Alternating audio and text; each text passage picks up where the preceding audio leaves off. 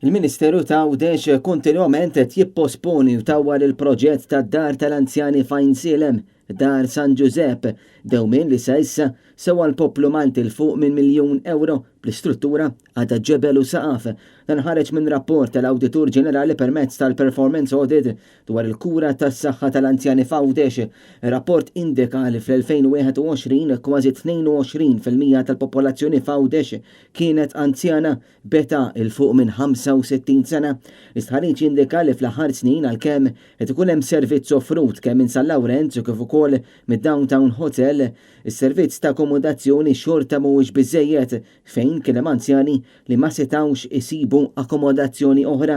Hawnhekk id-dokument reċeteva dawl fuq id-dewmien tal-iżvilupp f'Dar San Giuseppe fejn lanqas hemm data meta dan se jkun lest. Id-dokument elenka l-ħtieġa li jkun hemm strateġija aħjar dwar il-vera bżonn tal-anzjani f'Għawdex.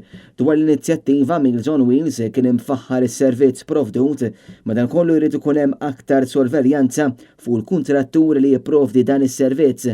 Hawnhekk infatti ġie indikat li kien hemm żieda fin-nuqqas ta' sodisfazzjon min-naħa tal-anzjani u anke fejn jidħol id-delivery il-wasla tal-ikel.